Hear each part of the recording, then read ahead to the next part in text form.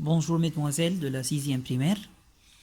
Aujourd'hui, on va continuer unité 2, la deuxième leçon. C'est la résolution d'une équation du premier degré à une inconnue. Résolution d'une équation du premier degré à une inconnue. Alors, premièrement, avant de commencer cette leçon, je vous rappelle de quelques règles qu'on a déjà sues dans la 5e primaire. Premièrement, on a dit dans la 5e primaire que n'importe quel chiffre a un signe. N'importe quel chiffre a un signe. Et cet signe, ou bien plus ou bien moins. Donc n'importe quel nombre possède un signe.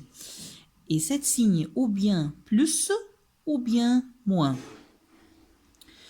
Alors, cet signe vient toujours avant le nombre, pas après le nombre. Donc si par exemple je dis que moins 2 plus 4 égale 2, alors le moins c'est pour le 2. Donc le moins c'est pour le 2. Et le plus c'est pour le 4. Et le 2, puisque le 2 ne possède pas un signe, alors on va considérer que le signe du 2, c'est plus, c'est un nombre positif. Alors, toujours, n'importe quel nombre possède un signe, et cet signe vient avant le chiffre ou avant le nombre, pas après le nombre. Deuxièmement, on a su, dès la 5e primaire, un verbe qui dit résoudre. Résoudre. Et le mot résoudre, c'est-à-dire trouver la valeur de l'inconnu. Quand on dit dans l'examen résoudre l'équation suivante, c'est-à-dire trouver la valeur de l'inconnu. Trouver la valeur de l'inconnu. Et c'est-à-dire quoi l'inconnu? L'inconnu c'est X, Y, Z, ceux qui trouvent dans l'équation. Donc, premièrement, on a su qu'il y a plusieurs signes, ou bien plus ou bien moins, et ces signes viennent avant les nombres, pas après les nombres. Aussi, on sait qu'il y a un verbe qu'on doit le savoir, c'est un verbe qui s'appelle résoudre, parce que toujours on vous dit dans l'examen, résoudre l'équation suivante. Alors, premièrement, comme on a dit dans la première leçon de cette unité, pour dire une équation, on doit savoir deux choses. On doit avoir dans l'équation deux choses pour qu'elle devienne une équation. Premièrement, elle doit avoir une inconnue. Comme on a dit, elle doit avoir une inconnue. Et deuxièmement, elle doit avoir un signe d'égalité. Comme par exemple,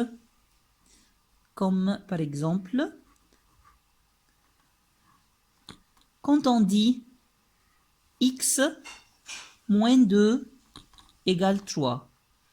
X moins 2 égale 3.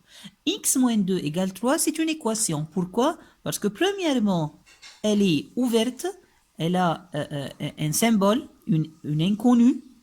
Et deuxièmement, elle a une signe d'égalité. Donc, on considère x moins 2 égale 3 parce qu'elle est ouverte, elle a une inconnue et un signe d'égalité. Alors, toujours, on vous dit, résoudre les équations suivantes, x moins 2 égale 3, mais dans la 6e primaire, on va additionner dans z. Parfois, on va dire dans n. Je vais vous dire quelle est la différence entre les deux. X moins 2 égale 3. Vous vous rappelez bien que pour résoudre n'importe quelle équation, il y a une règle qui dit que n'importe quel nombre avec le signe plus, on peut l'envoyer de l'autre côté avec le signe moins. N'importe quel signe moins, on peut l'envoyer de l'autre côté par le signe plus. N'importe quel nombre qui a l'opération fois, on peut l'envoyer de l'autre côté par la division. Et n'importe quel nombre avec la division, on peut l'envoyer de l'autre côté par la multiplication. Comment peut-on résoudre ça? Comme vous le connaissez, dès la 5e primaire, on va envoyer le moins 2 de l'autre côté. Puisque le signe moins, c'est pour le 2, Donc, on va envoyer le moins 2 avec le signe plus. Ça sera ici, x va rester tout seul parce que le moins 2 va l'envoyer de l'autre côté. Et ici, 3 plus 2. Faites attention, je dois voir le moins 2 ici. Et dans la deuxième partie, je dois voir le plus 2 ici seulement. Je ne dois pas le voir avant l'égalité. Donc, x est égal à 5. Dans la cinquième primaire, on s'arrête jusqu'à cette étape. Mais dans la sixième primaire, après qu'on va avoir x égale 5, on doit regarder dans quel ensemble. Ici, dans Z, on va nous demander à nous-mêmes, est-ce que le 5 se trouve dans Z? Oui, bien sûr, le 5 se trouve dans l'ensemble des nombres relatifs. Donc, puisque le 5 appartient à Z, ici, on va écrire ensemble solution égale 5. Ensemble solution égale 5, puisque le 5 se trouve dans Z. Alors, si par exemple, ici, le résultat, c'est moins 5. Si par exemple, le résultat, c'est moins 5. Et on a dit dans N. Est-ce que le moins 5 se trouve dans N? Bien sûr, non. Donc, on va écrire moins 5 n'appartient pas dans N. Alors, l'ensemble de solutions dans ce cas, on va écrire feuille. On va écrire un ensemble vide feuille. Bon, prenons un deuxième exemple, comme par exemple x plus 22 égale 18. Et on veut ça aussi dans Z. Comme d'habitude, on va prendre le plus 22 et on va l'envoyer de l'autre côté par la soustraction. Donc, x va rester ici tout seul. 18 moins 22. 18 moins 22.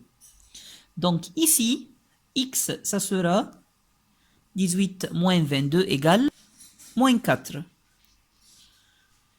Ensuite, je vais voir, est-ce que moins 4 se trouve dans Z? Oui, se trouve dans Z. Puisque le moins 4 se trouve dans Z, je vais écrire appartient dans Z.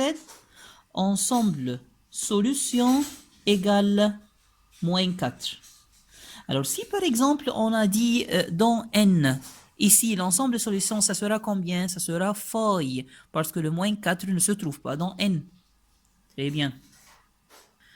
Troisième exemple, si on veut dire 4x égale 24. Et on a dit dans N. Cette fois-ci, on a dit dans N. Vous savez que 4x, c'est-à-dire 4 fois x. Donc, si je vais envoyer le 4 de l'autre côté, elle va devenir par la division. Donc, x ici, ça sera 24 divisé par 4. Et 24 divisé par 4, ça sera 6. X est égal à 6. Est-ce que le 6 se trouve dans N? Oui, le 6 se trouve dans N. Donc, je vais écrire appartient dans N. Et ensemble de solutions égale 6.